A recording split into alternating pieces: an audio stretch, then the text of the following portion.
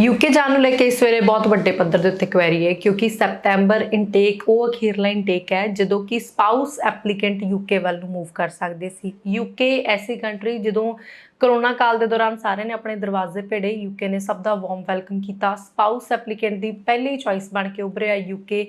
ਅੱਜ ਸਟੂਡੈਂਟਸ ਨੂੰ, ਕੈਂਡੀਡੇਟਸ ਨੂੰ ਬਹੁਤ ਵਰਿਡ ਕਰ ਰਿਹਾ। ਇਸ ਦੇ ਬਾਬਤ ਗੱਲਬਾਤ ਕਰਾਂਗੇ ਔਰ ਤੁਸੀਂ ਉਡਾਰੀ ਵਿਦੇਸ਼ਾਂ ਨੂੰ ਦੇਖ ਰਹੇ ਹੋ ਤੇ ਮੈਂ ਅਮਨਦੀਪ ਤੇ ਮੇਰੇ ਨਾਲ ਗੁਰਤੇਜ ਸੰਧੂ ਜੀ ਮੌਜੂਦ ਨੇ ਜੋ ਕਿ ਈਜ਼ੀ ਵੇ ਤੋਂ ਨੇ। ਸੋ ਵੈਲਕਮ ਕਰਦੇ ਹਾਂ। ਸਤਿ ਸ਼੍ਰੀ ਅਕਾਲ ਜੀ। ਸਤਿ ਸ਼੍ਰੀ ਅਕਾਲ ਜੀ। ਸਤਿ ਸ਼੍ਰੀ ਅਕਾਲ ਜੀ ਸਾਰਿਆਂ ਨੂੰ ਜੀ ਸਰ, ਜਿੱਦਾਂ ਕਿ ਹੁਣੇ ਯੂਕੇ ਦੀ ਗੱਲ ਕੀਤੀ ਹੈ ਨਾ, ਸੋ ਬਹੁਤ ਵਰੀਡ ਹੈ ਕੈਂਡੀਡੇਟ ਜਿਨ੍ਹਾਂ ਨੇ ਜਾਣਾ ਹੈ। ਇਹਦੇ ਬਾਰੇ ਤੁਸੀਂ ਸਾਨੂੰ ਦੱਸੋ ਕਿ ਹੁਣ ਸੈਪਟੈਂਬਰ ਇਨਟੇਕ ਮੋਸਟਲੀ ਕੰਸਲਟੈਂਟ ਇਹ ਕਹਿ ਰਹੇ ਕਿ ਡੈਡਲਾਈਨ ਨੇੜੇ ਆ ਗਈ ਜੀ ਜਾਂ ਫਿਰ ਪ੍ਰੋਗਰਾਮਸ ਬੰਦ ਹੋ ਗਏ ਨੇ ਔਰ ਜੇ ਕਿਸੇ ਨੂੰ ਪ੍ਰੋਗਰਾਮ ਮਿਲ ਵੀ ਰਿਹਾ ਤਾਂ ਸੇਮ ਰੈਲੇਵੈਂਟ ਫੀਲਡ ਨਾਲ ਨਹੀਂ ਮਿਲ ਰਹੇ। ਕਿਸੇ ਨਾ ਕਿਸੇ ਅਲੱਗ ਜਾਂ ਫਿਰ ਕਾਮਨ ਜਿਹੜੇ ਪ੍ਰੋਗਰਾਮ ਹੁੰਦੇ ਆ ਉਹ ਉਹਨਾਂ ਨੂੰ ਆਫਰ ਹੋ ਰਹੇ ਨੇ। ਇਸ ਦੇ ਡਿਟੇਲ ਦੇ ਵਿੱਚ ਤੁਸੀਂ ਕੀ ਦੱਸਣਾ ਚਾਹੋਗੇ? ਦੇਖੋ, ਅਗਰ ਮੈਂ ਯੂਕੇ ਸਟੂਡੈਂਟ ਵੀਜ਼ਾ ਦੀ ਗੱਲ ਕਰਾਂ ਤਾਂ ਯੂਕੇ ਇੱਕ ਇੱਦਾਂ ਦਾ ਕੰਟਰੀ ਹੈ ਜਿਹਨੇ ਬਹੁਤ ਸਾਰੇ ਇੰਡੀਅਨ ਸਟੂਡੈਂਟਸ ਨੂੰ ਪਿਛਲੇ ਟਾਈਮ ਦੇ ਵਿੱਚ ਤਕਰੀਬਨ 100% ਵੀਜ਼ਾ ਦੇ ਨਾਲ ਸੱਦਿਆ। ਜਿੰਨੇ ਵੀ ਬੱਚੇ ਅਪਲਾਈ ਕਰਦੇ ਸੀ ਮੈਕਸਿਮਮ ਬੱਚਿਆਂ ਦਾ ਵੀਜ਼ਾ ਆਉਂਦਾ ਹੈ। ਅੱਜ ਦੀ ਡੇਟ ਦੇ ਵਿੱਚ ਵੀ ਸੇਮ ਚੱਲ ਰਿਹਾ। ਅਗਰ ਤੁਹਾਡੇ ਫੰਡ ਸਹੀ ਨੇ, ਅਗਰ ਤੁਹਾਡਾ ਪ੍ਰੋਪਰ ਡਾਕੂਮੈਂਟੇਸ਼ਨ ਪ੍ਰੋਪਰ ਹੈਗੀ ਆ ਤਾਂ ਤੁਹਾਡਾ ਤਕਰੀਬਨ 100% ਵੀਜ਼ਾ ਹੈ। ਬਹੁਤ ਘੱਟ ਚਾਂਸ ਨੇ ਕਿ 100 ਦੇ ਵਿੱਚੋਂ ਇੱਕ ਅੱਧਾ ਵੀਜ਼ਾ ਰਿਫਿਊਜ਼ ਹੋ ਜੇ। ਔਰ ਇੰਟਰਵਿਊ ਵੀ ਇਵਨ ਕਿ ਨਹੀਂ ਆ ਰਹੀ ਹੈ, ਪਿਛਲੇ ਕੁਝ ਟਾਈਮ ਤੋਂ ਬਿਲਕੁਲ ਇੰਟਰਵਿਊ ਨਹੀਂ ਹੈ। ਤਾਂ ਇਹੋ ਜਿਹਾ ਸੁਨਹਿਰੀ ਟਾਈਮ ਜਿਹੜਾ ਸ਼ਾਇਦ ਬਹੁਤ ਸਾਲਾਂ ਬਾਅਦ ਆਇਆ। ਪਹਿਲਾਂ ਪਿੱਛੇ 2009 ਦੇ ਵਿੱਚ ਉਹਨਾਂ ਨੇ ਕੁਝ ਵੀਜ਼ਾਸ ਦਿੱਤੇ ਔਰ ਉਸ ਤੋਂ ਬਾਅਦ ਇੱਕਦਮ 'ਚ 2011 ਦੇ ਵਿੱਚ ਇਹ ਬੰਦ ਹੋ ਗਿਆ ਔਰ ਪਿਛਲੇ 6-7 ਸਾਲ 8 ਸਾਲ ਜਿਹੜਾ ਹੈ ਯੂਕੇ ਨੇ ਵੀਜ਼ਾ ਬਹੁਤ ਲਿਮਟਿਡ ਦਿੱਤਾ। ਬਹੁਤ ਸਾਰੀ ਯੂਨੀਵਰਸਿਟੀਜ਼ ਦੇ ਵਿੱਚ ਜਿਹੜਾ ਸੀ ਇਹ ਪ੍ਰੋਗਰਾਮ ਨਹੀਂ ਸੀ। ਇਟ ਮੀਨਸ ਕਿ ਜਿਹੜਾ ਉਹਨਾਂ ਦੀ ਤਰੀਕਾ ਸੀ ਵੀਜ਼ਾ ਦੇਣ ਦਾ, ਜਿਹੜਾ ਪ੍ਰੋਸੀਜਰ ਸੀ ਉਹ ਬੜਾ ਡਿਫਰੈਂਟ ਸੀ। ਉਹ ਟਫ ਪ੍ਰੋਸੀਜਰ ਸੀ। ਦੇ ਵਿੱਚ ਤੁਹਾਨੂੰ ਵੀਜ਼ਾ ਲੈਣ ਲਈ ਜਿਵੇਂ ਤੁਸੀਂ ਆਸਟ੍ਰੇਲੀਆ ਮਿਹਨਤ ਕਰਦੇ ਹੋ, ਜਿਵੇਂ ਤੁਸੀਂ ਕੈਨੇਡਾ ਮਿਹਨਤ ਕਰਦੇ ਹੋ, ਸ਼ਾਇਦ ਉਸ ਤੋਂ ਵੀ ਜ਼ਿਆਦਾ ਮਿਹਨਤ ਕਰਨੀ ਪੈਂਦੀ ਸੀ ਉਹ ਵੀਜ਼ਾ ਲੈਣ ਲਈ।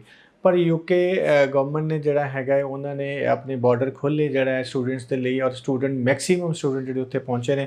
ਅਸੀਂ ਵੀ ਪਿਛਲੇ 2019 ਤੋਂ ਲੈ ਕੇ ਗੱਲ ਕਰੀਏ ਤਾਂ ਬਹੁਤ ਸਾਰੇ ਬੱਚਿਆਂ ਨੂੰ ਜਿਹੜਾ ਅਸੀਂ ਯੂਕੇ ਦਾ ਸਟੂਡੈਂਟ ਵੀਜ਼ਾ ਦੇ ਚੁੱਕੇ ਹਾਂ।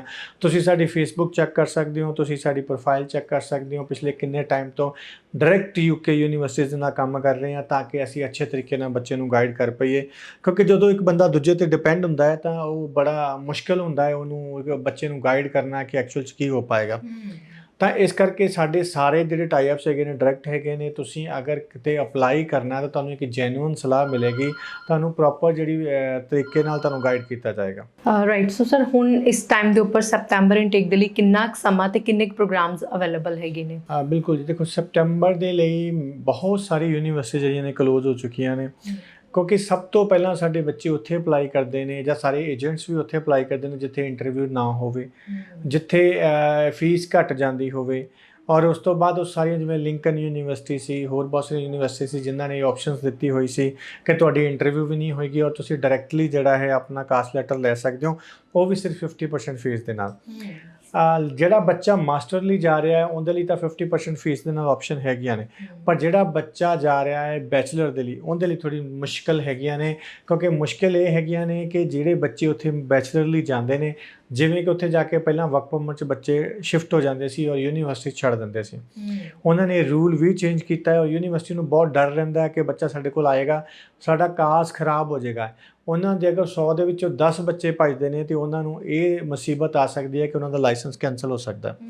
ਇਸ ਵਜ੍ਹਾ ਕਰਕੇ ਯੂਨੀਵਰਸਿਟੀ ਬਹੁਤ ਟਾਈਟ ਸਕ੍ਰੂਟਨੀ ਦੇ ਨਾਲ ਜਿਹੜਾ ਹੈਗਾ ਬੈਚਲਰ ਦਾ ਬੱਚਾ ਲੈਂਦੀ ਹੈ ਕਿਉਂਕਿ ਉਹਨਾਂ ਨੂੰ ਪਤਾ ਹੈ ਕਿ ਇੰਡੀਅਨ ਬੱਚੇ ਜਿਹੜੇ ਹੈਗੇ ਨੇ, specially Punjab, Haryana, north side ਦਾ ਬੱਚਾ ਜਿਹੜਾ ਹੈਗਾ ਉਹ ਉੱਥੇ ਪੜ੍ਹਨ ਨਹੀਂ ਜਾਂਦਾ, ਉੱਥੇ ਕੰਮ ਕਰਨ ਲਈ ਜਾਂਦਾ ਹੈ ਔਰ ਉੱਥੇ ਜਾ ਕੇ ਭੱਜ ਜਾਂਦਾ ਹੈ ਜਾਂ 2 ਨੰਬਰ 'ਚ ਹੋ ਜਾਂਦਾ, ਜਿਸ ਵਜ੍ਹਾ ਕਰਕੇ ਯੂਨੀਵਰਸਿਟੀਜ਼ ਨੂੰ ਬਹੁਤ ਸਾਰੀਆਂ ਪ੍ਰੋਬਲਮਸ ਹੈਗੀਆਂ ਨੇ।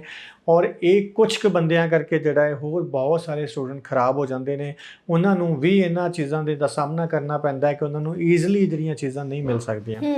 ਸੋ ਗੜਬੜੀ ਕਰਦੇ ਨੇ ਨਾਰਥ ਇੰਡੀਅਨ ਔਰ ਇਸ ਦਾ ਕਰਕੇ ਪ੍ਰੋਬਲਮ ਜਿਹੜੀ ਉਹ ਫੇਸ ਕਰਦੇ ਅਸੀਂ ਆ ਰਹੇ ਹਾਂ ਔਰ ਅੱਗੇ ਵੀ ਕਰਨੀ ਸਾਰਿਆਂ ਨੂੰ ਕਰਨੀ ਪੈਂਦੀ ਹੈ। ਔਰ ਅਗਰ ਮੈਂ ਦੂਸਰੀ ਗੱਲ ਕਰਾਂ ਤਾਂ ਦੇਖੋ, ਬੱਚਿਆਂ ਦਾ ਜਿਹੜਾ ਫਿਊਚਰ ਹੈਗਾ ਹੈ ਉਹ ਅਗਰ ਸਟੂਡੈਂਟ ਵੀਜ਼ਾ 'ਤੇ ਜਾਂਦੇ ਹੋ ਔਰ ਤੁਸੀਂ ਉੱਥੇ ਪ੍ਰੋਪਰ ਪੜ੍ਹਦੇ ਹੋ ਤਾਂ ਉਸ ਤੋਂ ਬਾਅਦ ਤੁਹਾਨੂੰ ਜੋਬ ਦੀ ਅਪਰਚੁਨਿਟੀਜ਼ ਹੈਗੀਆਂ ਨੇ। 2 ਸਾਲ ਓਪਨ ਵਰਕ ਪਰਮਿਟ ਹੈਗਾ, ਤੁਸੀਂ ਜੋਬ ਲੈ ਕੇ PR ਤੱਕ ਵੀ ਐਲੀਜੀਬਲ ਹੋ ਸਕਦੇ ਹੋ। ਪਰ 2 ਨੰਬਰ ਦੇ ਵਿੱਚ ਰਹਿ ਕੇ ਤੁਹਾਨੂੰ ਦੇਖੋ ਕੁਝ ਹਾਸਲ ਨਹੀਂ ਹੁੰਦਾ। ਬਹੁਤ ਸਾਰੇ ਬੱਚੇ ਜਿਹੜੇ ਨੇ ਮੈਂ ਕਈ ਬੱਚੇ ਅਸੀਂ ਪਿੱਛੇ ਗਏ ਸੀ ਯੂਕੇ, ਮੈਂ ਕੁਝ ਦਿਨ ਰਹਿ ਕੇ ਆਇਆ। ਮੈਂ ਬਹੁਤ ਸਾਰੇ ਸਟੂਡੈਂਟ ਨੂੰ ਮਿਲਿਆ, ਔਰ ਸਟੂਡੈਂਟ ਕੀ ਕਰਦੇ ਨੇ ਕਿ ਉੱਥੇ ਜਾ ਕੇ 2 ਨੰਬਰ 'ਚ ਹੋ ਗਏ, ਫਿਰ 6-7 ਮਹੀਨੇ ਬਾਅਦ ਫੜੇ ਜਾਂਦੇ ਨੇ, ਫਿਰ ਉਹਨਾਂ ਨੂੰ ਵਾਪਸ ਭੇਜ ਦਿੰਦੇ ਨੇ। ਤੇ ਉਹਦਾ ਕੋਈ ਬੈਨੀਫਿਟ ਨਹੀਂ ਹੈਗਾ। ਅਗਰ ਤੁਸੀਂ 2 ਦਿਨ ਕਲਾਸ ਲਾਉਣੀ ਹੈ ਔਰ 5-6 ਦਿਨ ਤੁਸੀਂ ਆਪਣਾ ਕੰਮ ਕਰਨਾ, ਤਾਂ ਕਰ ਲਓ, ਕੋਈ ਦਿੱਕਤ ਥੋੜ੍ਹੀ ਹੈ। ਤੁਸੀਂ ਅਗਰ ਥੋੜ੍ਹਾ ਜਿਹਾ ਪੜ੍ਹਨਾ ਪੈਂਦਾ, ਕੋਈ ਬਹੁਤ ਜ਼ਿਆਦਾ ਇਹ ਨਹੀਂ ਹੈ ਕਿ ਤੁਹਾਨੂੰ ਦਿਨ ਰਾਤ ਲਾਉਣਾ ਪੈਣਾ ਉੱਥੇ ਜਾ ਕੇ, ਤੁਸੀਂ ਬੜੀ ਮੁਸੀਬਤ ਹੋ ਜਾਏਗੀ, ਇਹੋ ਜਿਹੀ ਕੋਈ ਇਸ਼ੂ ਨਹੀਂ ਹੈ। ਤੁਸੀਂ ਕਿਸੇ ਦੀਆਂ ਗੱਲਾਂ 'ਚ ਨਾ ਆਓ, ਉੱਥੇ ਜਾ ਕੇ ਪ੍ਰੋਪਰ ਤਰੀਕੇ ਨਾਲ ਦੇਖੋ ਕਿ ਕੀ ਤੁਹਾਡਾ ਹੱਲ ਹੋ ਸਕਦਾ ਹੈ। ਅਗਰ ਮੈਂ ਗੱਲ ਕਰਾਂ ਕੀ ਰਿਕੁਆਇਰਮੈਂਟ ਨੇ ਔਰ ਕਿੰਨੀਆਂ ਸੀਟਾਂ ਬਚੀਆਂ ਨੇ, ਤਾਂ ਰਿਕੁਆਇਰਮੈਂਟ ਜਿਹੜੀਆਂ ਨੇ, ਦੇਖੋ ਵਿਦਆਊਟ ਆਇਲਟਸ ਵੀ ਤੁਸੀਂ ਜਾ ਸਕਦੇ ਹੋ। ਜਿਹੜੇ CBSE ਔਰ ICSE ਦੇ ਸਟੂਡੈਂਟ ਹੈਗੇ ਨੇ, ਵਿਦਆਊਟ ਆਇਲਟਸ ਅਪਲਾਈ ਕਰ ਸਕਦੇ ਨੇ, ਚਾਹੇ ਬੈਚਲਰ ਨੇ ਚਾਹੇ ਮਾਸਟਰ ਨੇ। ਜਿਹੜੇ ਬੱਚਿਆਂ ਨੇ ਪੰਜਾਬ ਬੋਰਡ ਤੋਂ +2 ਕੀਤੀ ਆ ਪਰ ਬੈਚਲਰ ਇੰਗਲਿਸ਼ ਮੀਡੀਅਮ 'ਚ ਕੀਤੀ ਆ, ਉਹ ਵੀ ਜਾ ਸਕਦੇ ਨੇ ਵਿਦਆਊਟ ਆਇਲਟਸ। ਉਹਨਾਂ ਬੱਚਿਆਂ ਲਈ ਸਾਡੇ ਕੋਲ ਬਹੁਤ ਸਾਰੇ ਪ੍ਰੋਗਰਾਮ ਅਵੇਲੇਬਲ ਹੈਗੇ ਨੇ, ਔਰ ਉਹਨਾਂ ਦੀ ਫੀਸ ਜਿਹੜੀ ਆ 60-70% ਤੋਂ ਲੈ ਕੇ 100% ਫੀਸ ਦੇ ਨਾਲ ਉਹ ਬੱਚੇ ਜਾ ਸਕਦੇ ਨੇ। ਜਿਹੜੇ ਬੱਚਿਆਂ ਨੇ ਆਇਲਟਸ ਕੀਤਾ ਹੈ, ਉਹ 6 ਨੋ ਲੈਸ ਦੈਨ 5.5 ਬੈਂਡ ਦੇ ਨਾਲ ਤੁਸੀਂ ਜਾ ਸਕਦੇ ਹੋ। 5.5 ਈਚ ਬੈਂਡ ਦੇ ਨਾਲ ਤੁਸੀਂ ਅਪਲਾਈ ਕਰ ਸਕਦੇ ਹੋ ਸਤੰਬਰ ਇਨਟੇਕ ਦੇ ਲਈ, ਕਿਉਂਕਿ ਬਹੁਤ ਘੱਟ ਸਮਾਂ ਰਹਿ ਗਿਆ। ਜੂਨ ਆਲਮੋਸਟ ਚਲਾ ਗਿਆ, ਜੁਲਾਈ ਅਗਸਤ 2 ਮਹੀਨੇ ਹੁੰਦੇ ਨੇ, ਔਰ ਜੁਲਾਈ ਦੇ ਵਿੱਚ ਤਕਰੀਬਨ ਐਡਮਿਸ਼ਨ ਬੰਦ ਹੋ ਜਾਣੀਆਂ ਨੇ। ਇਹ 5-10 ਦਿਨ ਜਿਹੜੇ ਹੈਗੇ ਨੇ, ਜਿਵੇਂ 15 ਜੁਲਾਈ ਤੱਕ ਜਿਹੜਾ ਹੈ ਤੁਹਾਡਾ ਬੜਾ ਕ੍ਰੂਸ਼ੀਅਲ ਟਾਈਮ ਹੈ, ਕਿਉਂਕਿ ਇਸ ਤੋਂ ਬਾਅਦ ਜਿਹੜਾ ਹੈ ਤੁਹਾਨੂੰ ਵੀਜ਼ਾ ਤਾਂ ਜ਼ਰੂਰ ਮਿਲ ਜਾਏਗਾ, ਬਟ ਦਿੱਕਤ ਹੈ ਕਿ ਸਪਾਊਸ ਵਾਲਿਆਂ ਲਈ ਮੁਸ਼ਕਿਲ ਹੋ ਜਾਏਗਾ।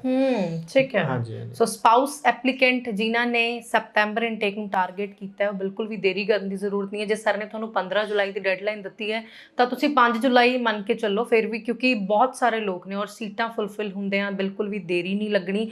ਔਰ ਤੁਸੀਂ ਇਹਨਾਂ ਨੰਬਰਸ 'ਤੇ ਕਾਲ ਕਰਕੇ ਆਪਣੇ ਕਿਸੇ ਵੀ ਸਵਾਲ ਦਾ ਸਾਡੇ ਤੋਂ ਜਵਾਬ ਲੈ ਸਕਦੇ ਹੋ। ਸਰ ਇਹ ਤਰੀ ਸਪਟੈਂਬਰ ਇਨਟੇਕ ਦੀ ਗੱਲ, ਜਿੱਦਾਂ 100% ਸਕਸੈਸ ਰੇਟ ਅਸੀਂ ਪਿਛਲੇ ਇਨਟੇਕਸ ਦੌਰਾਨ ਦੇਖਿਆ, ਆਪਾਂ ਕਿਆਸ ਲਾਉਂਦੇ ਹਾਂ ਵੀ ਐਤਕੀ ਵੀ ਇੱਦਾਂ ਹੀ ਸਪਟੈਂਬਰ ਵੀ ਇੱਦਾਂ ਹੀ ਜਾਏਗਾ।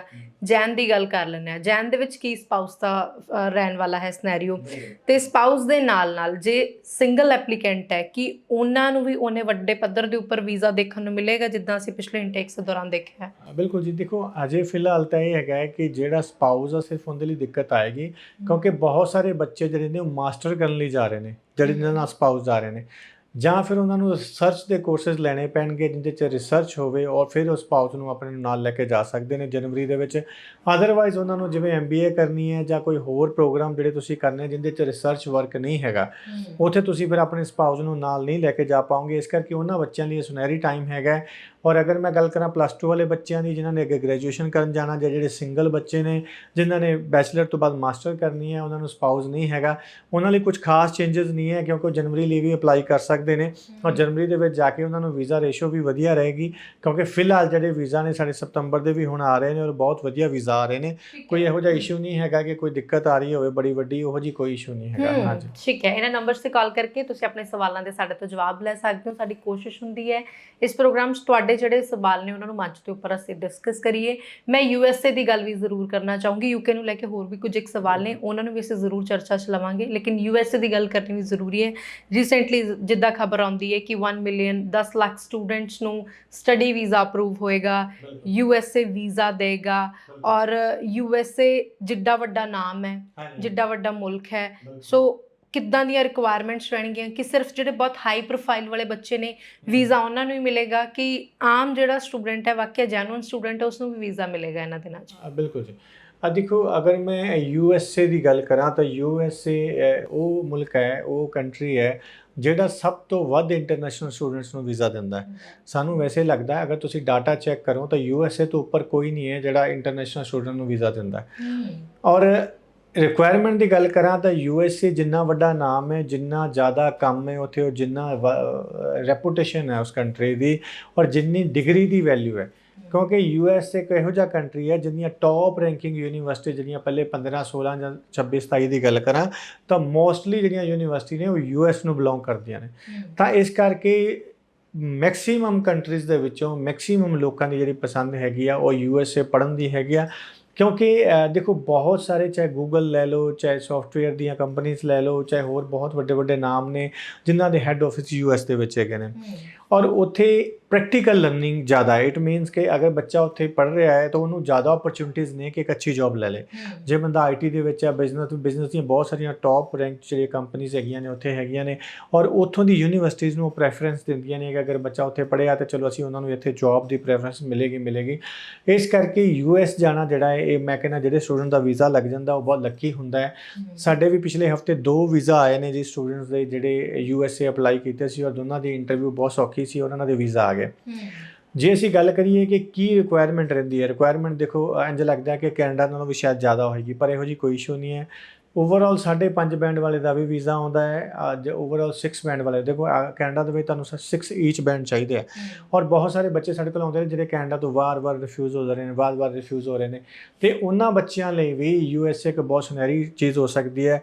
ਬਹੁਤ ਸਾਰੇ ਬੱਚੇ ਨੇ ਜਿਨ੍ਹਾਂ ਨੇ ਆਸਟ੍ਰੇਲੀਆ ਅਪਲਾਈ ਕੀਤਾ, ਆਸਟ੍ਰੇਲੀਆ ਨੇ ਵੀਜ਼ਾ ਬੰਦ ਕਰਤਾ। ਪੰਜਾਬ ਹਰਿਆਣਾ ਦੇ ਬੱਚਿਆਂ ਲਈ ਵੀਜ਼ਾ ਬੰਦ ਕੀਤਾ ਹੈ। ਹੋਰ ਵੀ ਕੁਝ ਸਟੇਟਸ ਨੇ ਜਿਨ੍ਹਾਂ ਲਈ ਵੀਜ਼ਾ ਇੰਨਾ ਈਜ਼ੀ ਨਹੀਂ ਹੈਗਾ ਆਸਟ੍ਰੇਲੀਆ ਦੇ ਵਿੱਚ, ਉਹਨਾਂ ਬੱਚਿਆਂ ਲਈ ਵੀ USA ਇੱਕ ਬਹੁਤ ਵਧੀਆ ਆਪਸ਼ਨ ਹੋ ਸਕਦੀ ਹੈ। ਅਗਰ ਤੁਸੀਂ ਉੱਥੋਂ ਰਿਫਿਊਜ਼ ਹੋ ਚੁੱਕੇ ਹੋ, ਅਗਰ ਤੁਸੀਂ ਉੱਥੋਂ ਨਹੀਂ ਅਪਲਾਈ ਕਰਨਾ ਚਾਹੁੰਦੇ, ਜਾਂ ਤੁਸੀਂ ਜਿਹੜਾ ਹੈ ਇੱਕ ਅੱਛੀ ਕੰਟਰੀ ਜਾਣਾ ਚਾਹੁੰਦੇ ਹੋ, ਤਾਂ USA ਤੋਂ ਬੈਸਟ ਚੀਜ਼ ਨਹੀਂ ਹੋ ਸਕਦੀ, ਔਰ ਕਿਉਂਕਿ ਰਿਕੁਆਇਰਮੈਂਟ ਜ਼ਿਆਦਾ ਨਹੀਂ ਹੈ।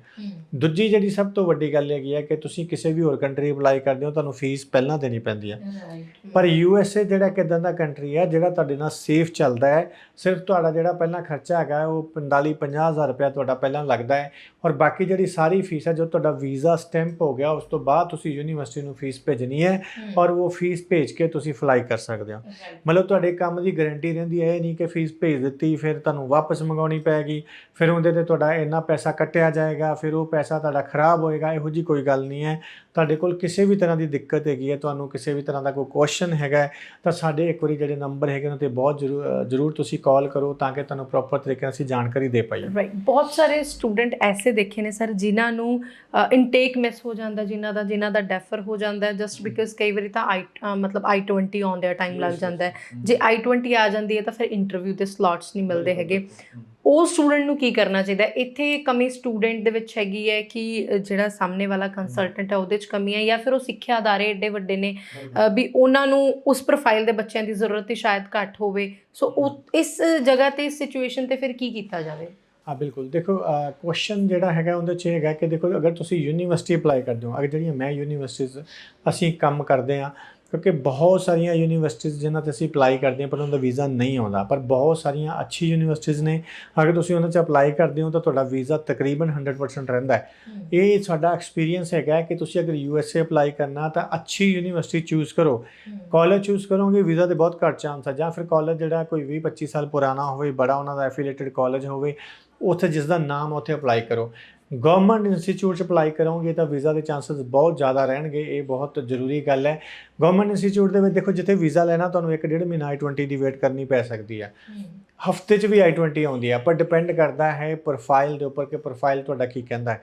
ਅਗਰ ਤੁਹਾਡਾ ਪ੍ਰੋਫਾਈਲ ਅੱਛਾ ਹੈ, ਤੁਸੀਂ ਗਵਰਨਮੈਂਟ ਯੂਨੀਵਰਸਿਟੀ 'ਚ ਅਪਲਾਈ ਕਰ ਰਹੇ ਹੋ, ਤੁਹਾਡਾ ਵੀਜ਼ਾ ਆਏਗਾ। ਦੂਸਰੀ ਜਿਹੜੀ ਇੰਪੋਰਟੈਂਟ ਗੱਲ ਹੈ ਉਹ ਬਹੁਤ ਜ਼ਿਆਦਾ ਸਮਝਣ ਵਾਲੀ ਗੱਲ ਹੈ, ਕਿਉਂਕਿ ਅਸੀਂ ਕਈ ਵਾਰੀ ਕੀ ਕਰਦੇ ਹਾਂ ਕਿ ਅਸੀਂ ਇੱਕ ਯੂਨੀਵਰਸਿਟੀ ਅਪਲਾਈ ਕਰਦੇ ਹਾਂ, ਔਰ ਇੱਕ ਯੂਨੀਵਰਸਿਟੀ ਤੋਂ ਬਾਅਦ ਸਿੱਧਾ ਅਪਲਾਈ ਕਰ ਦਿੰਦੇ ਹਾਂ ਐਮਬੈਸੀ 'ਚ। ਐਮਬੈਸੀ ਬੱਚਾ ਜਾਂਦਾ ਤਾਂ ਪੁੱਛਦੇ ਨਹੀਂ ਕਿੱਥੇ ਅਪਲਾਈ ਕੀਤਾ, ਤਾਂ ਅਸੀਂ ਕਹਿੰਦੇ ਹਾਂ ਜੀ ਮੈਂ ਇਸ ਯੂਨੀਵਰਸਿਟੀ 'ਚ ਅਪਲਾਈ ਕੀਤਾ। ਪਰ ਸਾਨੂੰ ਘੱਟੋ ਘੱਟ 2 ਤੋਂ 3 ਯੂਨੀਵਰਸਿਟੀ 'ਚ ਅਪਲਾਈ ਕਰਨਾ ਚਾਹੀਦਾ ਹੈ, 2 ਤੋਂ 3 ਯੂਨੀਵਰਸਿਟੀ ਦੀ I-20 ਲੈਣੀ ਚਾਹੀਦੀ ਹੈ, ਤਾਂ ਕਿ ਵੀਜ਼ਾ ਆਫਿਸਰ ਨੂੰ ਇਹ ਚੀਜ਼ ਲੱਗੇ ਕਿ ਵੀ ਇਹ ਜਿਹੜਾ ਵੀਜ਼ਾ ਹੈਗਾ, ਇਹ ਬੱਚਾ ਜਿਹੜਾ ਹੈਗਾ ਕਿ ਜੈਨੂਅਨ ਸਟੂਡੈਂਟ ਹੈ, ਔਰ ਇਹਨੇ ਰਿਸਰਚ ਕੀਤੀ ਹੈ ਪ੍ਰੋਪਰ। ਇਹ ਨਹੀਂ ਕਿ ਤੁਸੀਂ ਇੱਕ ਏਰੀਆ ਦੇ ਵਿੱਚ ਹੀ ਬੱਚਾ ਦੇਖ ਲਿਆ ਵੀ ਚਲੋ ਜੀ ਇਹਨੇ ਕੈਲੀਫੋਰਨੀਆ ਜਾਣਾ ਤਾਂ ਕੈਲੀਫੋਰਨੀਆ ਹੀ ਜਾਣਾ, ਬਸ ਉੱਥੋਂ ਦੀਆਂ 3 I-20 ਲੈ ਲਈਆਂ। ਨੋ, ਅਲੱਗ-ਅਲੱਗ ਸਿਟੀਜ਼ ਦੀਆਂ I-20 ਚਾਹੀਦੀਆਂ ਨੇ, ਅਲੱਗ-ਅਲੱਗ ਜਗ੍ਹਾ ਤੋਂ I-20 ਚਾਹੀਦੀਆਂ ਨੇ, ਤਾਂ ਕਿ ਤੁਹਾਨੂੰ ਉਹਨਾਂ ਨੂੰ ਇਹ ਲੱਗੇ ਕਿ ਕਿਸੇ ਇੱਕ ਲੋਕੇਸ਼ਨ 'ਤੇ ਨਹੀਂ ਜਾਣਾ ਚਾਹੁੰਦਾ ਕਿ ਉਹਦੇ ਕੋਈ ਰਿਲੇਟਿਵ ਹੈਗੇ ਨੇ ਅਤੇ ਬਸ ਉੱਥੇ ਜਾ ਕੇ 2 ਨੰਬਰ 'ਚ ਹੋ ਜਾਏਗਾ। ਨੋ, ਇਹ ਸਭ ਗੱਲਾਂ ਬਹੁਤ ਇੰਪੋਰਟੈਂਟ ਨੇ USA ਦਾ ਵੀਜ਼ਾ ਲੈਣ ਲਈ। ਜਦੋਂ ਵੀ ਤੁਸੀਂ USA ਅਪਲਾਈ ਕਰਦੇ ਹੋ, ਇੱਕ ਚੀਜ਼ ਨੂੰ ਬੜਾ ਧਿਆਨ ਨਾਲ ਕੰਸੀਡਰ ਕਰਦਾ ਹੈ USA। ਤੁਹਾਡੇ ਫਾਰਮ ਨੂੰ ਵਾਰ-ਵਾਰ ਪੜ੍ਹਦਾ ਹੈ, ਤੁਹਾਡੀਆਂ ਕਮੀਆਂ ਨੂੰ ਦੇਖਦਾ ਹੈ। ਤੁਹਾਨੂੰ ਕਈ ਵਾਰੀ ਇਹੋ ਜਿਹੇ ਸਟੂਡੈਂਟ ਮਿਲਣਗੇ ਜਿਹੜੇ ਉੱਥੇ ਲਾਈਨ 'ਚ ਲੱਗੇ ਹੋਣਗੇ, ਔਰ ਉਹਨਾਂ ਦਾ ਪਾਸਪੋਰਟ ਦੇਖਣਗੇ, ਇੱਕ ਕੁਐਸਚਨ ਪੁੱਛਣਗੇ ਔਰ ਉਹਨਾਂ ਦਾ ਵੀਜ਼ਾ ਅਪਰੂਵ ਕਰ ਦੇਣਗੇ। ਔਰ ਬਹੁਤ ਸਾਰੇ ਸਟੂਡੈਂਟ ਇਹੋ ਜਿਹੇ ਹੋਣਗੇ ਜਿਨ੍ਹਾਂ ਨੂੰ ਇੱਕ ਕੁਐਸਚਨ ਵੀ ਨਹੀਂ ਪੁੱਛਣਗੇ ਔਰ ਬੋਲਣਗੇ ਸੌਰੀ ਨੈਕਸਟ ਟਾਈਮ ਆਓ, ਕਿਉਂਕਿ ਸਾਰਾ ਕੁਝ ਜਿਹੜਾ ਹੈ ਤੁਹਾਡਾ DS 160 ਫਾਰਮ 'ਤੇ ਜਿਹੜਾ ਹੈ ਡਿਪੈਂਡ ਕਰਦਾ ਹੈ। ਔਰ ਉਹ ਜਿਹੜਾ ਫਾਰਮ ਹੈ ਬਹੁਤ ਇੰਪੋਰਟੈਂਟ ਹੈਗਾ, ਤੁਹਾਡੀ ਯੂਨੀਵਰਸਿਟੀ ਸਿਲੈਕਸ਼ਨ ਬਹੁਤ ਇੰਪੋਰਟੈਂਟ ਹੈਗੀ ਹੈ। ਤੁਹਾਨੂੰ ਇੰਟਰਵਿਊ ਪ੍ਰੈਪਰੇਸ਼ਨ ਬਹੁਤ ਜ਼ਿਆਦਾ ਇੰਪੋਰਟੈਂਟ ਹੈਗੀ ਆ। ਇਹ ਸਭ ਗੱਲਾਂ ਜਿਹੜੀਆਂ ਨੇ ਕਿ USA ਦਾ ਵੀਜ਼ਾ ਲੈਣ 'ਚ ਸਾਡੀ ਹੈਲਪ ਕਰਦੀਆਂ ਨੇ। ਔਰ ਮੈਂ ਖੁਦ ਕਈ ਵਾਰੀ ਅਸੀਂ ਬੈਠਦੇ ਹਾਂ ਕਿ ਚਲੋ ਅਗਰ USA ਦਾ ਵੀਜ਼ਾ ਅਪਲਾਈ ਕੀਤਾ ਤਾਂ ਬੱਚੇ ਦੀ ਮੈਂ ਖੁਦ ਪਹਿਲਾਂ ਇੰਟਰਵਿਊ ਲੈ ਕੇ ਦੇਖਦਾ, ਬੱਚਾ ਕਹਿੰਦਾ ਜੀ ਮੈਂ ਬਿਲਕੁਲ ਤਿਆਰ ਹਾਂ। ਪਰ ਜਦੋਂ ਤੁਸੀਂ ਇੰਟਰਵਿਊ ਲੈਣੇ ਮੈਂ ਕਿਹਾ ਬੱਚੇ ਨਹੀਂ ਆਉਣਾ ਤੇਰਾ ਵੀਜ਼ਾ, ਤੈਨੂੰ ਹੋਰ ਤਿਆਰੀ ਦੀ ਲੋੜ ਹੈ, ਤੈਨੂੰ ਹੋਰ ਕੌਨਫੀਡੈਂਸ ਦੀ ਲੋੜ ਆ, ਤੈਨੂੰ ਹੋਰ ਸਮਾਰਟਨੈਸ ਦੀ ਲੋੜ ਆ। ਤਾਂ ਇਸ ਕਰਕੇ ਇਹ ਸਭ ਗੱਲਾਂ ਜਿਹੜੀਆਂ ਨੇ ਬੜੀਆਂ ਇੰਪੋਰਟੈਂਟ ਨੇ, ਕਿਉਂਕਿ USA ਜਾਣਾ ਹੈ ਤਾਂ ਵੀਜ਼ਾ ਜ਼ਰੂਰ ਮਿਲੇਗਾ। ਕਈ ਬੱਚਿਆਂ ਦਾ ਇੱਕ ਅੱਧੀ ਵਾਰੀ ਵੀਜ਼ਾ ਰਿਫਿਊਜ਼ ਹੋ ਜਾਂਦਾ ਤਾਂ ਸੈਕੰਡ ਟਾਈਮ ਤੇ ਵੀਜ਼ਾ ਮਿਲ ਜਾਂਦਾ, ਸੈਕੰਡ ਟਾਈਮ ਰਿਫਿਊਜ਼ ਹੋ ਜਾਂਦਾ ਤਾਂ ਥਰਡ ਟਾਈਮ ਤੇ ਵੀਜ਼ਾ ਮਿਲ ਜਾਂਦਾ। ਬਾਕੀ ਜਿਹੜੀ ਤੁਸੀਂ ਗੱਲ ਅਪਾਇੰਟਮੈਂਟ ਦੀ ਕੀਤੀ ਸੀ, ਕਿਉਂਕਿ ਬਹੁਤ ਸਾਰੇ ਬੱਚੇ ਨੇ ਜਿਨ੍ਹਾਂ ਦੀ I-20 ਲੇਟ ਹੋ ਜਾਂਦੀਆਂ ਨੇ ਜਾਂ ਫਿਰ ਉਹਨਾਂ ਦੀ ਅਪਾਇੰਟਮੈਂਟ ਜਿਹੜੀ ਉਹ ਨਹੀਂ ਮਿਲਦੀ ਹੈ। ਪਰ ਪਿੱਛੇ ਜਿਹੜਾ ਹੈ USA ਐਮਬੈਸੀ ਨੇ ਕਿਹਾ ਹੈ ਕਿ ਅਸੀਂ ਮੈਕਸੀਮਮ ਬੱਚਿਆਂ ਦੀ ਜਿਹੜੀ ਅਪਾਇੰਟਮੈਂਟ ਹੈਗੀਆਂ ਨੇ ਵਿਦਨ 3 to 4 ਮੰਥਸ ਦੇ ਵਿੱਚ ਦੇ ਦਿਆ ਕਰਾਂਗੇ। ਮਤਲਬ ਅਗਰ ਤੁਹਾਡਾ ਇਨਟੇਕ ਹੈਗਾ, ਤੁਸੀਂ ਅੱਜ ਅਪਲਾਈ ਕਰਦੇ ਹੋ ਤਾਂ ਤੁਹਾਨੂੰ ਵਿਦਨ 3-4 ਮੰਥਸ ਦੀ ਅਪਾਇੰਟਮੈਂਟ ਆਨਲਾਈਨ ਅਵੇਲੇਬਲ ਮਿਲੇਗੀ। ਤਾਂ ਅਸੀਂ ਕੁਝ ਬੱਚਿਆਂ ਦੀਆਂ ਪਿੱਛੇ ਲਈਆਂ ਵੀ ਹੈਗੀਆਂ ਨੇ ਅਪਾਇੰਟਮੈਂਟ, ਕਾਫੀ ਬੱਚਿਆਂ ਨੇ ਸਾਡੇ ਜਿਹੜਾ ਹੈ ਉੱਥੇ ਇੰਟਰਵਿਊ ਦੇ ਕੇ ਆਏ ਨੇ। ਅਤੇ ਤੁਹਾਨੂੰ ਇਹਦੇ 'ਚ ਬਹੁਤ ਜ਼ਿਆਦਾ ਖੱਜਲ ਖੁਆਰ ਹੋਣ ਦੀ ਲੋੜ ਨਹੀਂ ਹੈ। ਅਗਰ ਕਈ ਵਾਰੀ ਅਪਾਇੰਟਮੈਂਟ ਨਹੀਂ ਵੀ ਮਿਲਦੀ ਤਾਂ ਚਲੋ ਉਹਦਾ ਵੀ ਕੋਈ ਇਲਾਜ ਹੋ ਜਾਏਗਾ। ਅਗਰ ਤੁਸੀਂ ਸਾਡੇ ਨਾਲ ਡਿਸਕਸ ਕਰਦੇ ਹੋ ਤਾਂ ਉਹਦਾ ਤਰੀਕਾ ਅਸੀਂ ਲੱਭ ਲਾਂਗੇ ਕਿ ਕਿਸ ਤਰੀਕੇ ਨਾਲ ਅਪਾਇੰਟਮੈਂਟ ਲਈ ਜਾ ਸਕਦੀ ਹੈ। ਔਰ ਤੁਹਾਨੂੰ ਬਿਲਕੁਲ ਪਰੇਸ਼ਾਨ ਹੋਣ ਦੀ ਲੋੜ ਨਹੀਂ ਹੈ। ਤੁਹਾਨੂੰ ਆਪਣੇ ਕੋਰਸ ਸਿਲੈਕਸ਼ਨ ਬਹੁਤ ਇੰਪੋਰਟੈਂਟ ਹੈ। ਤੁਸੀਂ ਜਿਹੜਾ ਪੁਰਾਣਾ ਤੁਹਾਡਾ ਕੋਰਸ ਕੀਤਾ ਹੋਇਆ ਹੈ ਉਸ ਤੋਂ ਅੱਗੇ ਤੁਸੀਂ ਕਿਹੜੀ ਡਿਗਰੀ ਅੱਗੇ ਲੈ ਕੇ ਜਾ ਰਹੇ ਹੋ। ਇੰਟਰਵਿਊ ਦੀ ਜਿੱਦਾਂ ਆਪਾਂ ਗੱਲ ਕਰ ਰਹੇ ਹਾਂ, ਇਹਨੂੰ ਥੋੜਾ ਜਿਹਾ ਹੋਰ ਅਸੀਂ ਡਿਟੇਲ 'ਚ ਡਿਸਕਸ ਕਰਨਾ ਚਾਹਾਂਗੇ। ਕੈਨੇਡਾ ਦੀ ਗੱਲ ਕਰੀਏ ਤੇ ਕੈਨੇਡਾ ਸਾਨੂੰ ਜ਼ੁਬਾਨੀ ਪ੍ਰੈਜੈਂਟੇਸ਼ਨ ਦੇਣ ਦੀ ਲੋੜ ਨਹੀਂ ਹੈ। SOP ਨੇ ਸਾਡੇ ਸਾਰੇ ਚਿੱਠੇ ਖੋਲ ਕੇ ਰੱਖ ਦੇਣੇ ਆ ਕਿ ਅਸੀਂ ਕੀ ਕਰਨਾ ਹੈ, ਕਿਉਂ ਕਰਨਾ ਹੈ ਨਾ। ਲੇਕਿਨ ਕੈਨੇਡਾ 'ਚ ਜਦੋਂ ਅਸੀਂ ਜਦੋਂ ਅਸੀਂ US 'ਚ ਇੰਟਰਵਿਊ ਸਾਹਮਣੇ ਬੈਠ ਕੇ ਦੇਣਾ ਹੈ ਤਾਂ ਜ਼ਿਆਦਾਤਰ ਸਟੂਡੈਂਟਸ 'ਚ ਪ੍ਰੋਬਲਮ ਕੀ ਆਉਂਦੀ ਹੈ? ਕਿਹੜੇ ਐਸੇ ਸਵਾਲ ਨੇ ਜਿਹੜੇ ਐਡੇ ਅਨੋਖੇ ਹੋ ਜਾਂਦੇ ਕਿ ਸਟੂਡੈਂਟ ਇੱਕਦਮ ਨਾ ਘਬਰਾ ਜਾਂਦਾ ਹੈ? ਤੁਸੀਂ ਬਹੁਤ ਸਾਰੇ ਸਟੂਡੈਂਟ ਨੂੰ ਤੱਕ ਫੇਸ ਕੀਤਾ ਨਾ। ਦੇਖੋ ਕੀ ਹੁੰਦਾ ਹੈ ਕਿ ਜਦੋਂ ਸਟੂਡੈਂਟ ਜਾਂਦਾ ਹੈ ਤਾਂ ਉਹ ਇੱਕ ਲਾਈਨ 'ਚ ਖੜਾ ਹੋ ਜਾਂਦਾ ਹੈ, ਜਦੋਂ ਉਹ ਪਿੱਛੋਂ ਤੋਂ ਗੇਟ ਤੋਂ, ਔਰ ਲੰਬੀ ਲਾਈਨ ਹੁੰਦੀ ਹੈ। ਉੱਥੇ ਕੈਮਰਾ ਲੱਗੇ ਹੁੰਦੇ ਨੇ ਜਿਹੜੇ ਤੁਹਾਨੂੰ ਉਹ ਵੀਜ਼ਾ ਆਫਿਸਰ ਓਬਜ਼ਰਵ ਕਰਦਾ ਰਹਿੰਦਾ ਹੈ ਕਿ ਕਿਹੜਾ ਬੱਚਾ ਕੀ ਕਰਦਾ ਹੈ। ਔਰ ਉਹ ਬੜੀ ਉੱਥੇ ਬਹੁਤ ਇੰਪੋਰਟੈਂਟ ਚੀਜ਼ ਹੈ ਤੁਹਾਡੀ ਡਰੈਸਅਪ ਜਿਹੜਾ ਹੈ ਉਹ ਬੜਾ ਇੰਪੋਰਟੈਂਟ ਹੈਗਾ ਕਿ ਤੁਸੀਂ ਕੀ ਡਰੈਸਅਪ ਕਰਕੇ ਆਏ ਹੋ। ਜਿਹੜਾ ਸਟੂਡੈਂਟ ਹੈ ਉਹਨੂੰ ਜ਼ਿਆਦਾ ਇਹ ਨਹੀਂ ਹੈ ਵੀ ਫਾਰਮਲ ਪਾ ਕੇ ਪ੍ਰੋਪਰ ਕੋਟ ਪੈਂਟ ਪਾ ਕੇ ਕੋਈ ਇੱਦਾਂ ਦੀ ਚੀਜ਼ ਪਾ ਕੇ ਜਾਵੇ ਕਿ ਜਿਵੇਂ ਵਿਆਹ 'ਤੇ ਚੱਲਿਆ, ਇਹੋ ਜਿਹੀ ਲੋੜ ਨਹੀਂ ਹੈ। ਇੱਕ ਪ੍ਰੋਪਰ ਡਰੈਸਅਪ ਜਿਹੜਾ ਹੈਗਾ ਇੱਕ ਸਟੂਡੈਂਟ ਦਾ ਹੋਣਾ ਚਾਹੀਦਾ, ਉਹੀ ਡਰੈਸਅਪ ਚਾਹੀਦਾ। ਤੁਸੀਂ ਬੇਸ਼ੱਕ ਜੀਨ ਦੇ ਨਾਲ ਕੁਝ ਵੀ ਆਪਣੀ ਸ਼ਰਟ ਪਾ ਕੇ ਚਲੇ ਜਾਓ, ਜ਼ਿਆਦਾ ਵਧੀਆ ਹੈ, ਕੋਈ ਇਸ਼ੂ ਨਹੀਂ ਹੈ।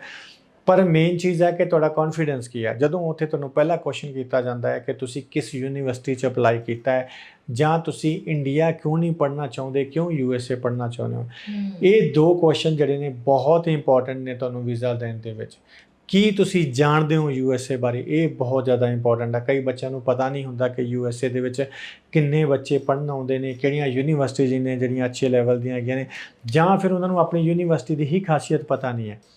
ਇਹ ਬਹੁਤ ਸਾਰੀਆਂ ਗੱਲਾਂ ਨੇ ਜਿਹੜੀਆਂ ਬੱਚੇ ਨੂੰ ਉੱਥੇ ਜਾ ਕੇ ਪੁੱਛੀਆਂ ਜਾਂਦੀਆਂ ਨੇ ਅਤੇ ਉਹ ਹੱਥ ਖੜੇ ਕਰ ਜਾਂਦਾ ਹੈ ਜਾਂ ਉਹਦਾ ਆਨਸਰ ਸਿਰਫ 2-3 ਲਫ਼ਜ਼ਾਂ ਵਿੱਚ ਦਿੰਦਾ ਹੈ, ਜਿਹੜੀ ਕਿ ਬਹੁਤ ਵੱਡੀ ਗਲਤ ਗੱਲ ਹੈ। ਕਿਉਂਕਿ 2-3 ਲਫ਼ਜ਼ਾਂ ਦੇ ਵਿੱਚ ਆਨਸਰ ਉਹ ਜਿਵੇਂ ਪੁੱਛਦੇ ਨੇ ਕਿ ਤੁਸੀਂ ਕਿਹੜੀ ਸਟੱਡੀ ਕੀਤੀ ਹੈ ਜਾਂ ਕਿਹੜੀ, ਉਹ ਬੱਚਾ ਬੋਲ ਦਿੰਦਾ ਕਮਰਸ ਜਾਂ ਸਾਇੰਸ, ਤਾਂ that is not a good answer.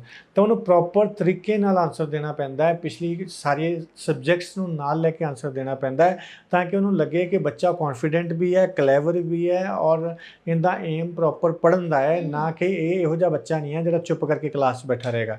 ਉਹਨਾਂ ਨੂੰ ਐਕਟਿਵ ਸਟੂਡੈਂਟ ਹੀ ਚਾਹੀਦੇ ਨੇ। ਔਰ ਐਕਟਿਵ ਜਿਹੜਾ ਹੈ ਸਟੂਡੈਂਟ ਦਾ ਹੋਣਾ ਤੁਹਾਡੀ ਬਾਡੀ ਲੈਂਗੁਏਜ ਦੱਸਦੀ ਹੈ, ਤੁਹਾਡੀ ਅੱਗੋਂ ਆਨਸਰਸ ਜਿਹੜੇ ਨੇ ਕੁਐਸਚਨਸ ਦੇ ਉਹ ਦੱਸਦੇ ਨੇ ਕਿ ਤੁਸੀਂ ਕਿੰਨੇ ਐਕਟਿਵ ਆ। ਇਸ ਕਰਕੇ ਜਿਹੜੀ USA ਦੀ ਇੰਟਰਵਿਊ ਦੇਣ ਜਾਣਾ ਹੈ ਤਾਂ ਪ੍ਰੋਪਰ ਤਰੀਕੇ ਨਾਲ ਤਿਆਰੀ ਕਰਨੀ ਪਏਗੀ, ਪ੍ਰੈਕਟੀਕਲ ਹੋਣਾ ਪਏਗਾ। ਅਸੀਂ ਬੱਚਿਆਂ ਦਾ ਦੇਖੋ ਹੌਸਲਾ ਵਧਾਉਣ ਦੇ ਲਈ ਕੀ ਹੁੰਦਾ, ਕਈ ਵਾਰੀ ਅਸੀਂ ਫੋਨ 'ਤੇ ਤਿਆਰੀ ਕਰਵਾ ਦਿੰਦੇ ਹਾਂ, ਕਈ ਵਾਰੀ ਕੀ ਹੁੰਦਾ ਕਿ ਅਸੀਂ ਚੇਅਰ ਦੇ ਸਾਹਮਣੇ ਆਪਣੇ ਬਿਠਾ ਕੇ ਬੱਚੇ ਨੂੰ ਤਿਆਰੀ ਕਰਾਉਂਦੇ ਹਾਂ, ਜੋ ਕਿ ਇੱਕ ਰੋਂਗ ਤਰੀਕਾ ਹੈਗਾ। ਅਸੀਂ ਮੈਕਸੀਮਮ ਕੋਸ਼ਿਸ਼ ਕਰਦੇ ਹਾਂ ਕਿ ਬੱਚੇ ਨੂੰ ਖੜੇ ਕਰਕੇ 2-4 ਬੰਦਿਆਂ ਦੇ ਸਾਹਮਣੇ ਉਹਦੀ ਇੰਟਰਵਿਊ ਲਈ ਜਾਵੇ। ਉਹਨੂੰ ਜਿਹੜਾ ਖੜਾ ਕਰਕੇ ਪੁੱਛਣ ਦਾ ਜਿਹੜਾ ਤਰੀਕਾ ਹੁੰਦਾ ਹੈ ਉਹਦੇ 'ਚ ਉਹਦਾ ਕੌਨਫੀਡੈਂਸ ਜ਼ਿਆਦਾ ਬਣਦਾ ਹੈ। ਤਾਂ ਇਹ ਸਭ ਚੀਜ਼ਾਂ ਜਿਹੜੀਆਂ ਬੜੀਆਂ ਇੰਪੋਰਟੈਂਟ ਨੇ US ਦੇ ਵਿੱਚ ਇੰਟਰਵਿਊ ਦੇ ਲਈ। ਅਗਰ ਤੁਸੀਂ ਵੀ USA ਜਾਣਾ ਤਾਂ ਤੁਸੀਂ ਸਾਡੇ ਜਿਹੜੇ ਨੰਬਰਸ 'ਤੇ ਕਾਲ ਕਰ ਸਕਦੇ ਹੋ। ਔਰ ਮੈਂ ਇਸ ਦੇ ਨਾਲ ਇੱਕ ਹੋਰ ਜਾਣਕਾਰੀ ਦੇਣਾ ਚਾਹਾਂਗਾ ਕਿ ਸਾਡਾ ਇੱਕ ਆਨਲਾਈਨ ਪੋਰਟਲ ਹੈਗਾ www.applyyourvisa.com। ਇਸ ਪੋਰਟਲ ਦੇ ਉੱਪਰ ਜਿਹੜਾ ਹੈ ਤੁਸੀਂ ਆਪਣੀ ਜਿਹੜੀ ਐਪਲੀਕੇਸ਼ਨ ਆ ਤੁਸੀਂ ਵਰਲਡ ਦੇ ਕਿਸੇ ਵੀ ਕੋਨੇ ਤੋਂ ਸਬਮਿਟ ਕਰ ਸਕਦੇ ਹੋ। ਸਾਡੇ ਵੱਲੋਂ ਤੁਹਾਨੂੰ ਕਾਲ ਜਾਏਗੀ ਅਗਰ ਤੁਸੀਂ ਉੱਥੇ ਸਬਮਿਟ ਕਰਦੇ ਹੋ ਐਪਲੀਕੇਸ਼ਨ। ਤੁਸੀਂ ਉੱਥੇ ਆਪਣੀ ਇਨਕੁਆਇਰੀ ਸਬਮਿਟ ਕਰ ਸਕਦੇ ਹੋ। ਤਾਂ ਤੁਹਾਨੂੰ ਉੱਥੇ ਜਿੰਨੀਆਂ ਯੂਨੀਵਰਸਿਟੀ USA ਦੀਆਂ ਹੈਗੀਆਂ ਨੇ ਮਿਲਣਗੀਆਂ, ਬੇਸ਼ੱਕ ਕੈਨੇਡਾ, ਆਸਟ੍ਰੇਲੀਆ, UK ਕਿਸੇ ਦੀ ਵੀ ਯੂਨੀਵਰਸਿਟੀ ਕਿਉਂ ਨਾ ਹੋਵੇ। ਤੁਸੀਂ ਉੱਥੇ ਜਾ ਕੇ ਸਰਚ ਕਰੋ, ਤੁਹਾਨੂੰ ਹਰ ਇੱਕ ਯੂਨੀਵਰਸਿਟੀ ਮਿਲੇਗੀ। ਤੁਸੀਂ ਉੱਥੇ ਦੇਖੋ ਤੁਹਾਨੂੰ ਕਿਹੜਾ ਪ੍ਰੋਗਰਾਮ ਚਾਹੀਦਾ ਹੈ, ਤੁਸੀਂ ਖੁਦ ਸਿਲੈਕਟ ਕਰੋ ਤੇ ਫਿਰ ਸਾਨੂੰ ਉੱਥੇ ਇਨਕੁਆਇਰੀ ਲਈ ਭੇਜੋ, ਤਾਂ ਕਿ ਤੁਹਾਨੂੰ ਪਹਿਲਾਂ ਹੀ ਪਤਾ ਲੱਗ ਜਾਵੇ ਕਿ ਐਕਚੁਅਲ 'ਚ ਰਿਕੁਆਇਰਮੈਂਟ ਕੀ ਹੈਗੀ ਆ ਉਸ ਕੋਰਸ ਦੀ। ਰਾਈਟ, ਆਫਟਰ ਆਲ USA ਹੈ ਔਰ USA ਨੂੰ ਕੁਆਲਿਟੀ ਸਟੂਡੈਂਟ ਦੀ ਹੀ ਰਿਕੁਆਇਰਮੈਂਟਸ ਨੇ। ਜੇਕਰ ਤੁਸੀਂ USA ਦੀਆਂ ਰਿਕੁਆਇਰਮੈਂਟਸ ਨੂੰ ਮੀਟ ਕਰਦੇ ਹੋ ਤਾਂ ਤੁਸੀਂ ਇਹਨਾਂ ਨੰਬਰਸ ਤੇ ਕਾਲ ਕਰ ਸਕਦੇ ਹੋ, ਔਰ ਜੇਕਰ ਤੁਸੀਂ ਪ੍ਰੋਗਰਾਮ ਸਾਡੇ ਨਾਲ ਲੇਟ ਜੁੜੇ ਹੋ ਤਾਂ ਤੁਸੀਂ ਇਹਨਾਂ ਨੰਬਰਸ ਤੇ ਕਾਲ ਕਰਕੇ ਜਿਹੜੀ ਵੀ ਡਿਟੇਲਸ ਜਾਣਕਾਰੀ ਲੈ ਸਕਦੇ ਹੋ। USA ਅਪਲਾਈ ਕਰਨਾ ਹੈ, ਕਿਸੇ ਤਰੀਕੇ ਦਾ ਕੋਈ ਬਲੌਕ ਅਕਾਊਂਟ GIC USA ਦੇ ਵਿੱਚ ਨਹੀਂ ਜਾਂਦਾ। ਫੰਡਸ ਜ਼ਰੂਰ ਸ਼ੋ ਕਰਨੇ ਪੈਂਦੇ ਨੇ। ਕਿੱਦਾਂ ਦੇ ਫੰਡਸ ਨੇ, ਕਿਹੜੇ ਮੋਡ ਦੇ ਵਿੱਚ ਸ਼ੋ ਹੋਣਗੇ, ਕਿੰਨੇ ਪੁਰਾਣੇ ਫੰਡ ਜਿਹੜੇ ਨੇ ਇੱਕ ਦਿਨ ਪੁਰਾਣੇ ਵੀ ਤੁਸੀਂ ਦੇ ਸਕਦੇ ਹੋ, ਕੋਈ ਇਸ਼ੂ ਨਹੀਂ ਹੈ। ਤੁਸੀਂ I-20 ਅੱਜ ਅਪਲਾਈ ਕਰਨੀ ਹੈ, ਤੁਸੀਂ ਇੱਕ ਦਿਨ ਪਹਿਲਾਂ ਫੰਡ ਆਪਾਂ ਨੂੰ ਕਰਕੇ ਦੇ ਦਿਓ, ਕੋਈ ਇਸ਼ੂ ਨਹੀਂ ਹੈ। ਤਾਂ ਇਸ ਕਰਕੇ ਕੋਈ ਬਹੁਤ ਜ਼ਿਆਦਾ ਪੁਰਾਣੇ ਫੰਡ ਦੀ ਲੋੜ ਨਹੀਂ ਹੈ। ਤੁਹਾਨੂੰ ਯੂਨੀਵਰਸਿਟੀਜ਼ ਨੇ ਹੀ ਫੰਡ ਦੇਖਣੇ ਆ। ਵੈਸੇ ਤਾਂ ਫੰਡ ਵੀ ਨਹੀਂ ਚੈੱਕ ਕਰਦੀ ਹੈ ਜਿਹਨੂੰ ਵੀਜ਼ਾ ਦਿੰਦੇ। ਬਿਲਕੁਲ ਕਈ ਵਾਰੀ ਫੰਡ 99% ਲੋਕਾਂ ਦੇ ਫੰਡ ਨਹੀਂ ਉਹ ਦੇਖਦੇ, ਕਿਉਂਕਿ ਇਹ ਕੰਮ ਯੂਨੀਵਰਸਿਟੀ ਦਾ ਜਿਹਨੇ ਪੜ੍ਹਾਉਣਾ ਬੱਚਿਆਂ ਨੂੰ। ਇਸ ਕਰਕੇ ਤੁਹਾਡੀ ਫਾਈਨੈਂਸ਼ੀਅਲ ਕੰਪੈਸਿਟੀ ਜਿਹੜੀ ਹੈਗੀ ਆ ਤੁਹਾਡੇ ਤੋਂ ਪੁੱਛੀ ਜਾ ਸਕਦੀ ਹੈ ਕਿ ਤੁਹਾਡੇ ਫਾਦਰ ਕੀ ਕਰਦੇ ਨੇ, ਤੁਹਾਡੇ ਮਦਰ ਕੀ ਕਰਦੇ ਨੇ, ਤੁਹਾਡੇ ਦੂਸਰੇ ਕੀ ਕਰਦੇ ਨੇ। ਉਹ ਸਭ ਚੀਜ਼ਾਂ ਬਹੁਤ ਇੰਪੋਰਟੈਂਟ ਨੇ, ਕਿਉਂਕਿ ਇੱਕ ਅੱਛੀ ਫਾਈਨੈਂਸ਼ੀਅਲ ਬੈਕਗਰਾਊਂਡ ਜਿਹੜੀ ਹੈਗੀ ਹੈ ਉਹੀ ਤੁਹਾਨੂੰ ਜਿਹੜਾ ਹੈ ਇੱਕ ਅੱਛੀ ਕੰਟਰੀ ਦਾ ਵੀਜ਼ਾ ਦਿਲਾ ਸਕਦੀ ਹੈ। ਇਸ ਕਰਕੇ ਇਹ ਸਾਰੀਆਂ ਗੱਲਾਂ ਬਹੁਤ ਇੰਪੋਰਟੈਂਟ ਨੇ, ਔਰ ਇਹਨਾਂ ਦੇ ਫੋਲੋ ਕਰਕੇ ਹੀ ਜਿਹੜਾ ਇੱਕ ਅੱਛੀ ਕੰਟਰੀ ਦਾ ਵੀਜ਼ਾ ਲਿਆ ਜਾ ਸਕਦਾ। ਰਾਈਟ, ਅਪਕਮਿੰਗ ਇਨਟੇਕ ਕਿਹੜਾ ਦੇਖ ਰਹੇ ਹੋ ਤੁਸੀਂ USA ਦਾ? ਦੇਖੋ ਸਪਟੰਬਰ ਹੈਗਾ ਜੀ, ਜਨਵਰੀ ਹੈਗਾ ਜੀ, ਡਿਪੈਂਡ ਕਰਦਾ ਕਿ ਤੁਸੀਂ ਕਿਹੜੇ ਇੰਸਟੀਚਿਊਟ ਅਪਲਾਈ ਕਰ ਰਹੇ ਹੋ। ਅਕਤੂਬਰ ਦਾ ਵੀ ਕਈ ਯੂਨੀਵਰਸਿਟੀ 'ਚ ਇਨਟੇਕ ਹੈਗਾ ਹੈ। ਤੁਸੀਂ ਪ੍ਰਾਈਵੇਟ ਯੂਨੀਵਰਸਿਟੀ ਜ਼ਿਆਦਾ ਵੀ ਇਨਟੇਕ ਹੈਗੇ ਨੇ, ਪਰ ਅਸੀਂ ਕੋਸ਼ਿਸ਼ ਕਰਦੇ ਹਾਂ ਕਿ ਜਿਹੜੀਆਂ 4-5 ਬਹੁਤ ਅੱਛੀਆਂ ਯੂਨੀਵਰਸਿਟੀਜ਼ ਨੇ ਜਿੱਥੇ ਸਾਨੂੰ ਲੱਗਦਾ ਹੈ ਕਿ ਵੀਜ਼ਾ ਆਏਗਾ ਹੀ ਆਏਗਾ। ਮੇਰੇ ਇੱਕ ਬੱਚੇ ਨੇ ਹੁਣੇ ਇੱਕ ਯੂਨੀਵਰਸਿਟੀ ਪਬਲਿਕ ਦੇ ਵਿੱਚ ਅਪਲਾਈ ਕੀਤਾ ਸੀ। ਜਾਂਦਿਆਂ ਸਿਰਫ ਇੱਕ ਕੁਐਸਚਨ ਪੁੱਛਿਆ, ਜਿੰਨੀ ਉਹਦੀ ਤਿਆਰੀ ਮੈਂ ਪਹਿਲਾਂ ਹੀ ਕਰਵਾਈ ਸੀ। ਉਹ ਬੱਚੇ ਨੇ ਇੱਕ ਕੁਐਸਚਨ ਦਾ ਆਨਸਰ 2 ਮਿੰਟ 'ਚ ਦਿੱਤਾ, ਉਹਦੇ ਨਾਲ ਪਾਸਪੋਰਟ ਰੱਖ ਲਿਆ ਕਿ ਬੱਚੇ ਤੁਹਾਡਾ ਵੀਜ਼ਾ ਅਪਰੂਵ ਹੋ ਗਿਆ, ਤੁਸੀਂ 2-3 ਦਿਨ 'ਚ ਤੁਹਾਡਾ ਵੀਜ਼ਾ ਆ ਜਾਏਗਾ।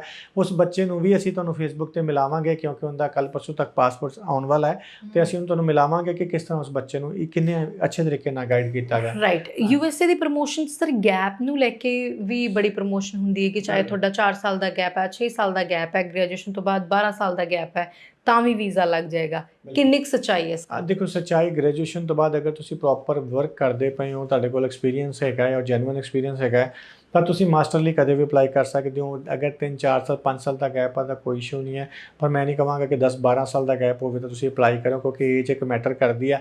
ਉੱਥੇ ਇੰਟੈਂਸ਼ਨ ਵੀਜ਼ਾ ਆਫਿਸਰ ਦੀ ਇਹ ਹੋ ਜਾਂਦੀ ਹੈ ਕਿ ਤੁਸੀਂ ਹੁਣ ਉੱਥੇ ਰਹਿਣ ਚੱਲੇ ਹੋ, ਤੁਸੀਂ ਪਹਿਲਾਂ ਕਿਉਂ ਨਹੀਂ ਸੋਚਿਆ ਕਿ ਤੁਸੀਂ ਪੜ੍ਹਨਾ ਹੈ।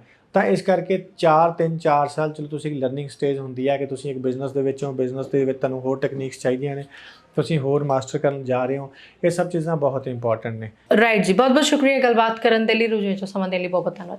ਸਤਿ ਸ਼੍ਰੀ ਅਕਾਲ ਜੀ। ਸਤਿ ਸ਼੍ਰੀ ਅਕਾਲ ਜੀ। ਸੋ Canada, Australia, UK, US, New Zealand ਕਿਸੇ ਵੀ ਕੰਟਰੀ ਜਾਣਾ ਹੈ, ਇਹਨਾਂ ਨੰਬਰਸ ਉੱਪਰ ਕਾਲ ਕਰ ਸਕਦੇ ਹੋ। ਸਾਡੇ ਪ੍ਰੋਗਰਾਮ ਦਾ ਤੁਸੀਂ ਫੀਡਬੈਕ ਵੀ ਸਾਨੂੰ ਦੇ ਸਕਦੇ ਹੋ, ਜਿਹੜੇ ਨੰਬਰਸ ਅਸੀਂ ਤੁਹਾਡੇ ਨਾਲ ਸਾਂਝੇ ਕਰ ਰਹੇ ਹਾਂ। ਸੋ ਅਸੀਂ ਫਿਰ ਤੋਂ ਹਾਜ਼ਰ ਹੋਵਾਂਗੇ। ਧਿਆਨ ਰੱਖੋ ਜੀ। ਸਤਿ ਸ਼੍ਰੀ ਅਕਾਲ।